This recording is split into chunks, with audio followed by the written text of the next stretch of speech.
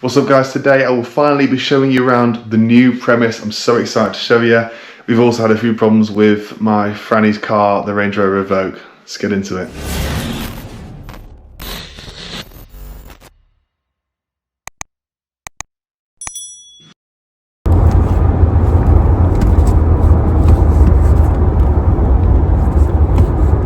So that little video I've just shown you there is the current state of affairs with my partner's car.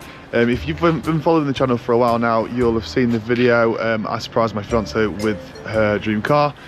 What the hell? It's been a great car. We've done 7,000 miles in it, but the clutch is now absolutely on the floor. I just about managed to coast it onto the driveway at home.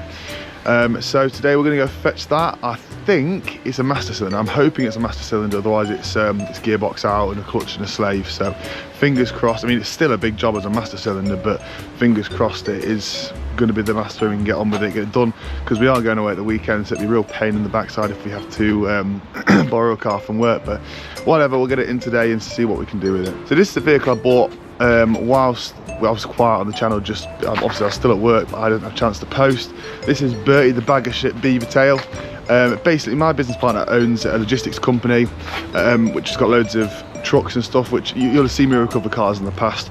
We generally just borrow those, but as it gets at busy times of year, like at the minute September, there's the new plate comes in for new cars and whatnot. Trucks are always out on the road and sometimes it gets a bit difficult to recover cars. So we bought this. This was supposed to be a cheap little run around wagon. Paid 1,200 quid for it, which I thought was a bargain. I knew it needed a bit of welding, but what I didn't realise was the prop shaft joints were bad. So I sent it off for refurbishment. They couldn't do it. I ended up paying £600, I think it was, for a replacement prop shaft. So it ended up costing me quite a bit of money, but I love it. I love old vehicles. This is the reliable 2.5 banana engine. It looks like an absolute scrap wagon, but I like it. It's cool. It starts every time. It runs and drives. It recovers cars. That's all it needs to do. So let's jump in the wagon and we'll go pick up the Rangy. That's us back at the ranch. I managed to feverishly limp this onto the ramp with no clutch. Wasn't ideal. In a bit later on, we're going to pull it off and see if the master cylinder looks like it could be the issue. If it isn't, it's going to be clutch and slave, which is a bit of a pain. But then yeah, I'll have a look at that a bit later on. So Michael's just crawled underneath the Range Rover and the gearbox is damp, which means the slave cylinder is leaking. So that means I need to now put on it a slave cylinder, a clutch and a dual mass flywheel just to be safe. So I've been teasing the idea of us getting a new site for quite a few videos now. I'm finally ready to show you where we'll be moving to in the next few weeks. It's going to be a gradual transition because we're going to keep the old forecourt as well for some sort of cheaper stock. But the main plan is to get Michael, our mechanic, working in here as soon as possible because there's a lot more space. There's going to be a few more ramps, and then over the next sort of 4 to 5 weeks we'll gradually move the stock back across. So guys, without further ado, here is the new premise.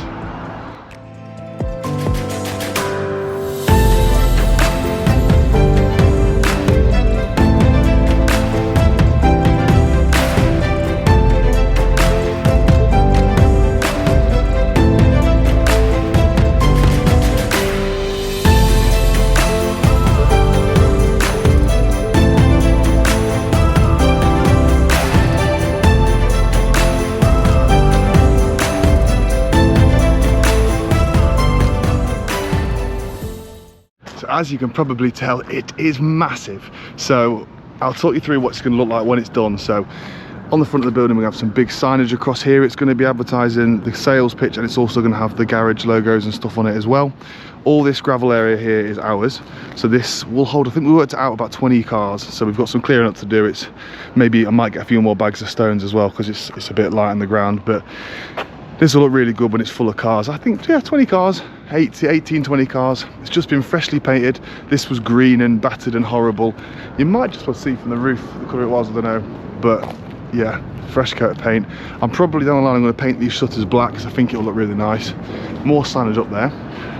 As you walk into here, this will be a valeting bay. So you've got a space to pull 2 cars into here. I'd like to, I'm not sure if it'd be possible. Let me go to the side so you can see what the space is like. I'd like to put one of those big hex lights above it and maybe take the photographs in here once it's all tidied up. I don't know if there's quite enough space to get around the car to take the photographs, but we'll see what we can do with this space. Along this back wall here, there'll be all the valeting equipment. This will be like a mini kitchen area, so at the minute all we've got is a sink, which is all plumbed in now. There's a little bit of pipe work to be done, so the new drainage has been put in there, the toilet hasn't been put in yet, in just yet. At the minute there's a pump on the toilet which pumps it out to over there, but this pipe will be going and it'll be plumbed straight into there. It's a little toilet, again this needs plastering and whatnot, but we'll sort that. This will be a kitchen area, we'll have the washer and dryer under here for the rags for valeting, microwave, that lot. We'll tidy it up, make it look a nice place to be. Up these stairs here, this is where the office is going to be. Again, the stairs need painting and whatnot. This looks a bit tired, but we'll spruce it up. So this will all be boarded up properly. We'll have some desks and stuff. This is where we'll do all the admin stuff. Hopefully we'll close a few deals, put a nice laminate flooring down, a nice big desk in there. And then my favourite bit.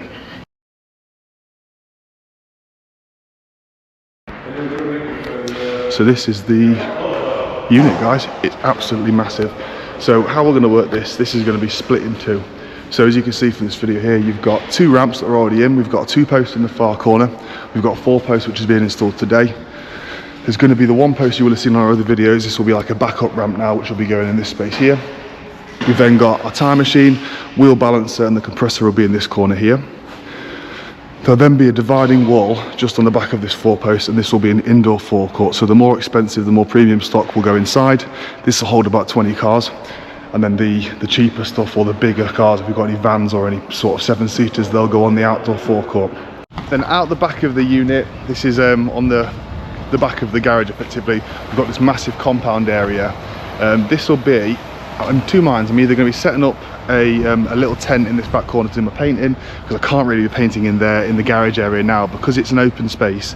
All the lacquer will rise into the air and go all over the forecourt car, so it's not possible.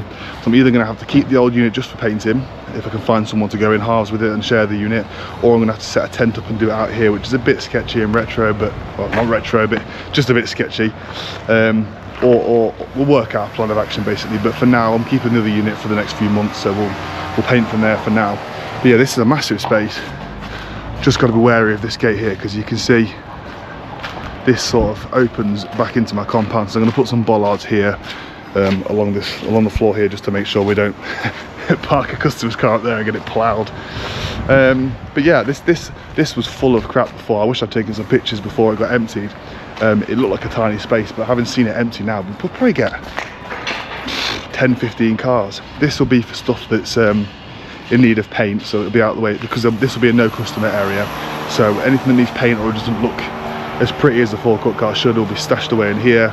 And then any customer cars, so we'll get the customers, if they're coming for repair work as a retail job, they'll drop the car off out the front, they'll come into the office, hand the keys over, they'll go from there, and we'll drive the car back around here and stick it in the compound ready to be worked on by Michael, or eventually down the line when we've got more mechanics here, whoever's assigned the job will collect the car from this compound and let me know when it's ready to be taken, and I'll bring it back out the front for the customer.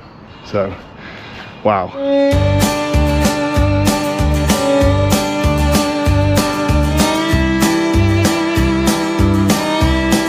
Like this.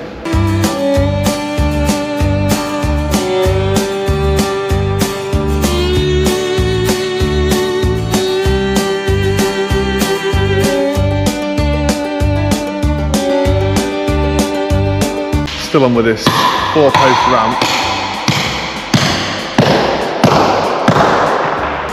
We've just lost about an hour and a half. There's 2 tiny little bolts that get on the side on this ram. I can't really see it. Just there, another side. The access for that is appalling.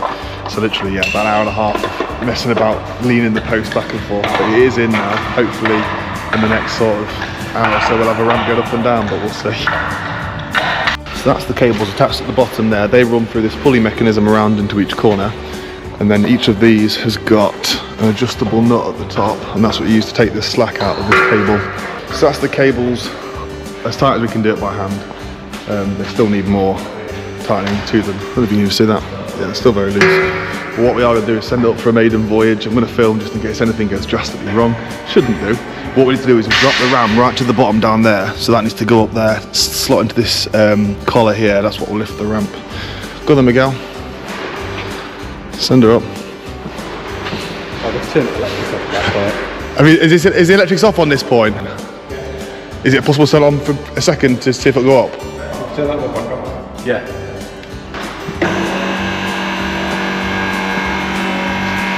Not much happening. No, it's fully ramp up. Swap faces on it. Stop then, stop. Must be phased. Motor's going, but it's not turning, it's first put backwards. Ah, right. Like an oil pump in Like a we car. said, but yeah. It's turning, it's fine, it's going the wrong way. 50-50 chance. No. It's on all these units here, the white go the same way and they're all right, but normally it's usually about 30, 70, something like that. So what the gent was saying there was basically on 3-phase you can go one of 2 ways, it's like a polar type of thing. So there's not really a way to know, you basically have to try it one way. If it doesn't go up, it's trying to send it down instead. So what we'll do is swap them over, then it will hopefully work. Fingers crossed. Otherwise, this ram was only 300 quid off marketplace, so if it's dead, it's not the end of the world, but fingers crossed. Right, power's on with the polar thing switched over. Go on, send it. No. Oh, yeah. Oh.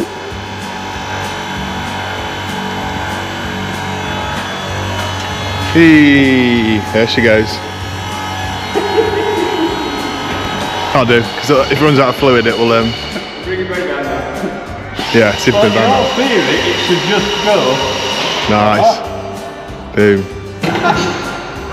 Well done, Miguel. That's it. I think that's the 3rd thing you fixed in the year you've worked for us, mate. Well done. 3rd? 2 press wide in, Mike. Are you going to do the honours? Ooh. See if it'll go up. Send it up then. Yeah. Ooh, look at That's it. Down to release it, it lifts up, takes the safety pegs out, then drops. Yeah. Nice and shiny and new. You're getting the runners.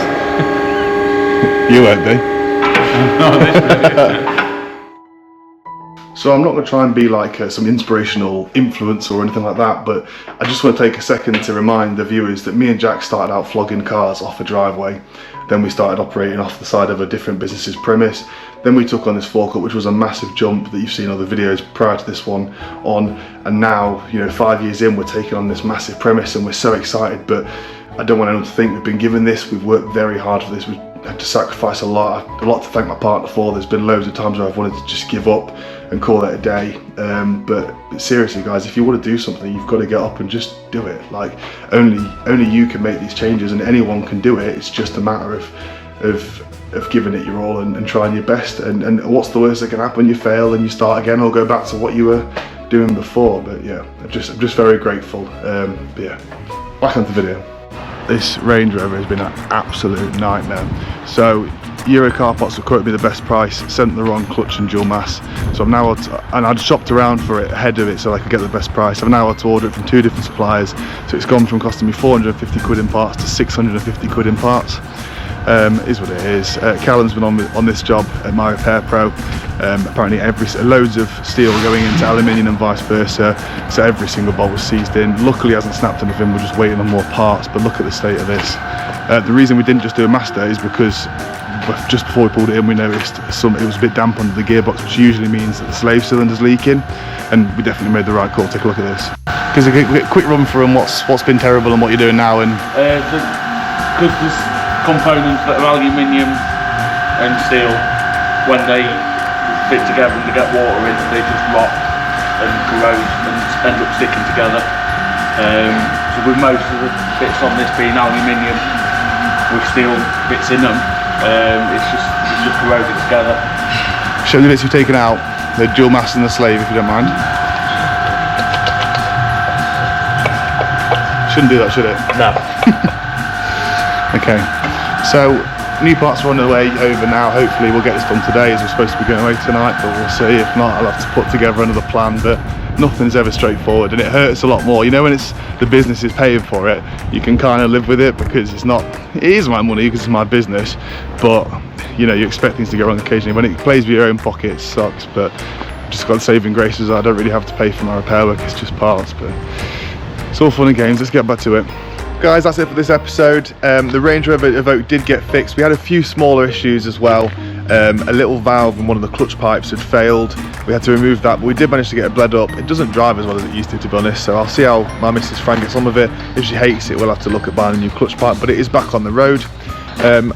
I love showing you around the unit. I will keep you posted as things progress. We've got to get the floor painted, get the rest of the equipment moved across, and then we'll slowly get some signage and start to prep the office ready to move the forecourt there.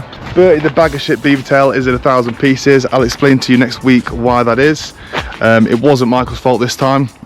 If you enjoyed this video, please like and subscribe. If I'm to keep making these videos, it'd be nice if we can monetize the channel. So give it a share, and thanks for watching. I'll see you in the next one.